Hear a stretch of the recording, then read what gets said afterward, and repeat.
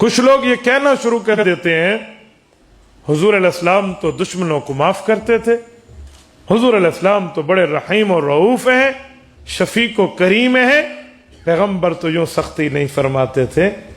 آپ لوگ سختی کرتے، آپ کو بھی کھلے دل کا مظاہرہ کرنا چاہیے، بڑے دل کا مظاہرہ کرنا چاہیے، دوسروں کے لیے گنجائش پیدا کرنی چاہیے۔ ناموس رسالت کے مسئلے پہ، ختم نبوت کے مسئلے پہ اتنا ہائپر نہیں ہونا چاہیے، سخت نہیں ہونا چاہیے، تھوڑی نرمی کا مظاہرہ کرو۔ یاد رکھو یہ قادیانیت کی طرف سے دعاوی میں ایک دعویٰ ہے۔ بے شک بے شک۔ آپ کے قریب ہے لاہور، کالج میں قادیانی پروفیسر تھا، لیکن اپنی قادیانیت اس نے چھپائی ہوئی تھی۔ وہ روزانہ اپنے اسٹوڈنٹس کو، اپنے شاگردوں کو یہی جراثیم ایستا ایستا منتقل کرتا۔ بیٹا اتنا غصہ نہیں ہوتا، بندہ مذہب ہر بندے کا پرسنل ہے، ذاتی ہے، غصہ نہیں ہوتا۔ ہمارے نبی تو دشمنوں کو معاف کرتے تھے، وہ گند پھینکتی تھی، حضور اس کی عادت پہ چلے گئے، وہ کانٹے بچھاتی تھی، حضور اس کو دعائیں دیتے تھے۔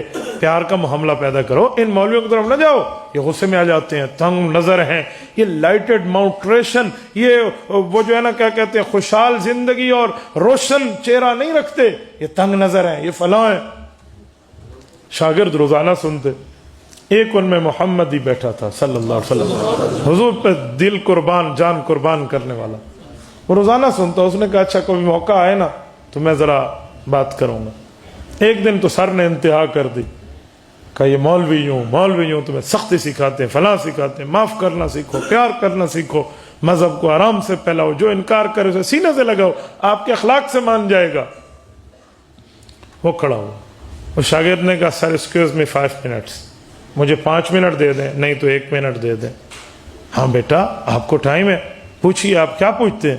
اس نے کہا سر ایک بات کہوں، نیور مائنڈ، آپ کتے کے بچے ہیں۔ سر کی تو آنکھیں سرخ ہو گئی۔ اس نے کہا سر آپ اسٹوپڈ ہیں، کریزی ہیں، بیوقوف ہیں، جاہل ہیں، گدھے ہیں، ریچھ کی طرح آپ کی پیٹ نکلا ہوا ہے باہر، اپنی شکل دیکھو، ایک گدھے، اوے فلاں، 8 10 15 گالیاں اس نے یوں منہ سے نکال لی۔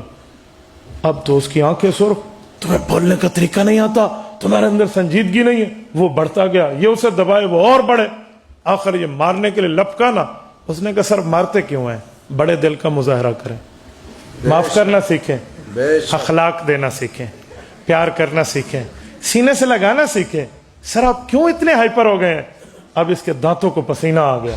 اس نے کہا سن، تو اپنی جان پہ یہ باتیں برداشت نہیں کرتا، اور حلالی بیٹا ہوتا ہی وہ ہے جو ماں باپ کی توہین برداشت نہیں کرتا، اور حلالی امتی ہوتا ہی وہ ہے جو نبی کی انسلٹ برداشت نہیں کرتا۔